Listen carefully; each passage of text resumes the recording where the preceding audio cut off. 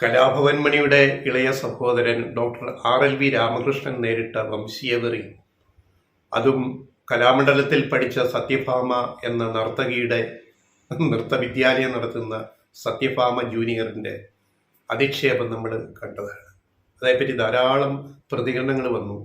ഞങ്ങൾ അതിൻ്റെ കൂടുതൽ വിഷയങ്ങളിലേക്ക് പോകുന്നില്ല, കാരണം അതിൻ്റെതായ നിയമ നടപടികൾ അവർക്കെതിരെ ഉണ്ടാവണം. അവർ ആദ്യം മാപ്പ് പറയണം. ഇതുവരെ അവർ മാപ്പ് പറഞ്ഞായിട്ട് ഒന്നും അറിയുന്നില്ല.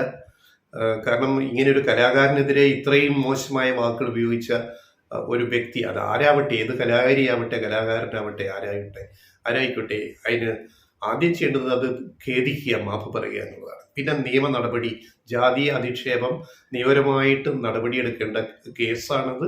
അവർക്കെതിരെ നടപടി വേണമെന്നുള്ളതാണ് ഞങ്ങൾ ഇന്നലെയും ആവശ്യപ്പെട്ടൊരു കാര്യം. പൊതുബോധം അങ്ങനെയാണ്, അവർക്കെതിരെ നടപടി വേണമെന്നാണ് പൊതുവിൽ ഈ വിഷയം കണ്ടിട്ടുള്ള ഈ നാട്ടിലെ ജനങ്ങൾ പ്രതികരിച്ചിട്ടുള്ളത്. ഇനി മറ്റൊരു കാര്യം, ഇന്ന് ഈ പ്രമുഖ മലയാള സംവിധായകൻ വിനയൻ്റെ ഒരു ഫേസ്ബുക്ക് പോസ്റ്റ് വന്നിട്ടുണ്ട്. ആ ഫേസ്ബുക്ക് പോസ്റ്റിൽ അദ്ദേഹം അതിൻ്റെ വിശദാംശങ്ങൾ പറയുന്നില്ല. അദ്ദേഹം പറയുന്നത് കലാഭവൻ മണി, രാമകൃഷ്ണൻ്റെ ജ്യേഷ്ഠൻ കലാഭവൻ മണി തൻ്റെ മുമ്പിൽ പൊട്ടിക്കരഞ്ഞിട്ടുണ്ട് ഈ ജാതി അധിക്ഷേപം സഹിക്കവയ്യാഞ്ഞിട്ട്.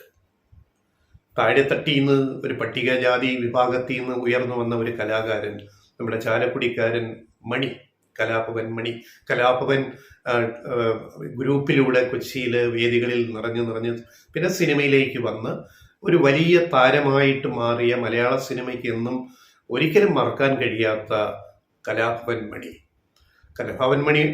മണിയുടെ ജീവിതം ഇനിയും ജീവിച്ചിരിക്കണമായിരുന്നു എന്ന് ആഗ്രഹിക്കുന്നവരാണ് ഈ നാട്ടിലെ ജനങ്ങൾ മുഴുവൻ. അദ്ദേഹത്തിൻ്റെ ജീവിത രീതിയും ശ്രദ്ധിക്കാതെയുള്ള ജീവിത രീതി കൊണ്ട് അദ്ദേഹത്തിന് രോഗബാധയുണ്ടായിട്ട് അദ്ദേഹം അകാലത്തിൽ മരണപ്പെട്ടു പോയ ഒരു വലിയ കലാകാരനാണ് കലാഭവൻ മണി. ആ കലാഭവൻ മണി അനുഭവിച്ച വേദനകൾ, ജാതി വംശീയവെറി, സിനിമ ഇൻഡസ്ട്രിയിലെ സിനിമാ വ്യവസായ ലോകത്ത് നിന്നുണ്ടായ അനുഭവങ്ങൾ പൊട്ടിക്കരഞ്ഞ് വിനയൻ്റെ അടുത്ത് സംസാരിച്ചിട്ടുണ്ട് എന്നാണ് വിനയൻ ഫേസ്ബുക്കിലൂടെ സാക്ഷ്യപ്പെടുത്തുന്നത്. പക്ഷെ അതിൻ്റെ സംഭവങ്ങൾ അദ്ദേഹം പറയുന്നില്ല. പക്ഷെ ഇത് സിനിമ ഇൻഡസ്ട്രിയിൽ എപ്പോഴും ചർച്ചയായിരുന്നു. ഞങ്ങൾ പോലുള്ള മാധ്യമ പ്രവർത്തകർ സിനിമ കാര്യങ്ങളുമായിട്ട് ഇടപെടുന്ന പല ഘട്ടങ്ങളിലും കലാഭവൻ മണിക്കെതിരെ നടക്കുന്ന ഇത്തരം വംശീയ അധിക്ഷേപത്തെ പറ്റി പലതും നമ്മൾ കേട്ടിട്ടുണ്ട്. സിനിമ ലൊക്കേഷനിൽ ഉണ്ടാകുന്ന അനുഭവങ്ങൾ. ഇയാൾ വലിയ നടനാണെന്നൊക്കെ അവർക്കറിയാം. അവർക്ക് ഈ ലൊക്കേഷനിൽ ഇരിക്കുന്ന വേറെ വലിയ ശിങ്കങ്ങളുണ്ടല്ലോ, മലയാള സിനിമയിലെ ശിങ്കങ്ങൾ. അതിലൊരു ശിങ്കം, മലയാള സിനിമയിലെ ഒരു പ്രമുഖ നടൻ ഒരു ലൊക്കേഷനിൽ, ആ സിനിമയിൽ കലാഭവൻ മണിയും അഭിനയിക്കുന്നുണ്ട്. ഇദ്ദേഹം ഇപ്പുറത്തിരിക്കുന്നു, കാരവൻ ഒക്കെയുള്ള വലിയ സൂപ്പർ സ്റ്റാറാണ്. മണി അപ്പുറത്തിരിക്കുന്നു. അപ്പം ഈ സൂപ്പർ സ്റ്റാർ, ഈ മഹാശിങ്കം അടുത്ത് നിൽക്കുന്ന സഹായിയോട് പറയുന്നൊരു ഡയലോഗ് പിന്നെ മറ്റുള്ളവർ കേൾക്കുകയാണ്. ആ ഉപയോഗിച്ച ഡയലോഗിൽ ആദ്യം ഒരു തെറിയാണ്. അവൻ ഈ കെ സുധാകരൻ മൈഡിയർ എന്ന് പറയുന്ന പോലെ അവൻ കണ്ടോ, അവന് ഒരു തെറിയാ പറയുന്നത്. ഇവൻ എന്തൊരു എനർജി ലെവലാണ് ഇവൻ, അത്ഭുതം തോന്നിപ്പോവുകയാണ്. ഇവൻ എന്തൊരു എനർജി ലെവലാണ് അവൻ അഭിനയിക്കുമ്പോൾ. പക്ഷെ ഇവനെ വളർത്തരുത്, തള്ളിവിടരുത്. ഇവനെ അങ്ങനെ നമ്മളങ്ങ് പ്രോത്സാഹിപ്പിക്കരുത്. എന്ന് പറഞ്ഞാൽ കഴിവുള്ള ഒരു നടൻ, സമൂഹത്തിൻ്റെ ഈ പരമ്പരാഗത താഴെ തട്ടിന്ന് കീഴാള സമുദായത്തിൽ നിന്ന് വന്ന ഒരാൾ. അയാളുടെ കഴിവുകൊണ്ട് അദ്ദേഹം ശ്രദ്ധിക്കപ്പെടുന്നു, അദ്ദേഹത്തെ ജനങ്ങൾ വരവേൽക്കുന്നു. ഒരു മഹാനടൻ എന്ന നിലയ്ക്ക് കലാഭവൻ മണിയെ കേരളത്തിലെ ജനങ്ങൾ, മലയാളികൾ ഏറ്റെടുക്കുന്നു. അദ്ദേഹത്തിന് സിനിമകൾ വിജയിക്കുന്നു, അദ്ദേഹത്തിൻ്റെ സ്റ്റേജ് പ്രോഗ്രാം വലിയ ഹിറ്റായിട്ട് മാറുന്നു. അപ്പം ജനങ്ങളുടെ മനസ്സിൽ ഒരു ഇടം നേടാൻ കലാഭവൻ മണിക്ക് സാധിച്ചു വളരെ കുറഞ്ഞ കാലമുണ്ട്.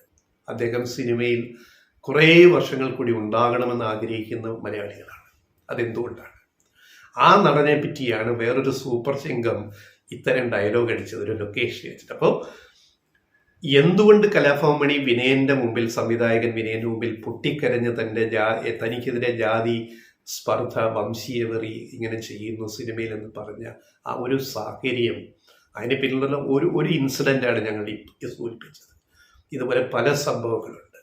അപ്പോൾ സത്യഭാമ മാത്രമല്ല ഇതിലെ പ്രതി. സത്യഭാമ അല്ല ഒന്നാം പ്രതി മലയാള സിനിമ ഇൻഡസ്ട്രിയിലെ ചില സൂപ്പർ ശിങ്കങ്ങൾ, ചില സംവിധായകര്, കലാഭവൻ മണിയെ ഒതുക്കാൻ നോക്കിയ ചില സിനിമാ രംഗത്തെ അവരെ നിയന്ത്രിക്കുന്ന ചില പ്രധാന വ്യക്തികൾ, അവരുടെ പേരുകളൊന്നും ഞങ്ങളിവിടെ പറയുന്നില്ല.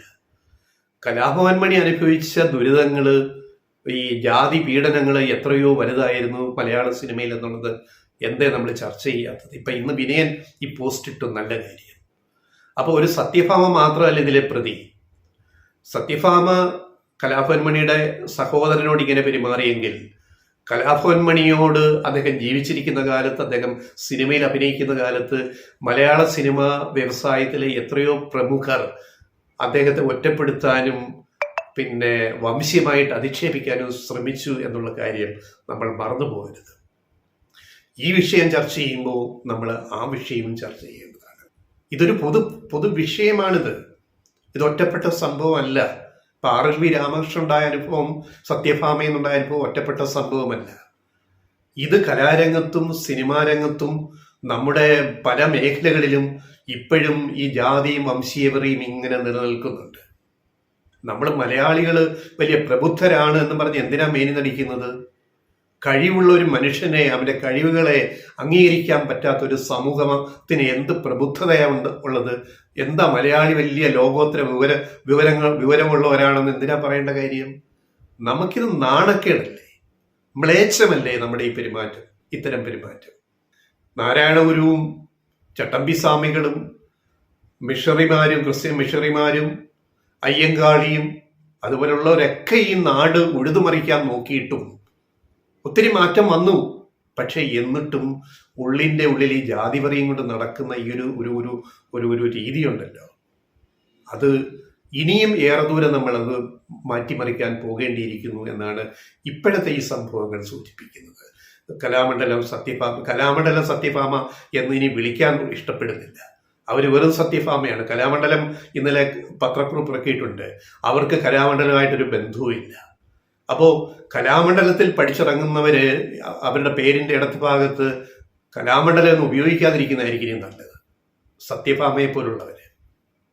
കാരണം ആ പേര് ഉപയോഗിക്കാനുള്ള എന്ത് യോഗ്യത! വള്ളത്തോൾ നാരായണമേനോൻ അദ്ദേഹം സ്ഥാപിച്ച അവിടെ പഠിച്ചിറങ്ങിയ ഒരു സ്ത്രീ, ഒരു നർത്തകിക്ക് ഇങ്ങനെയൊക്കെ എങ്ങനെ പറയാൻ സാധിക്കുന്നു എന്ന് നമ്മൾ അത്ഭുതപ്പെട്ടു പോകും.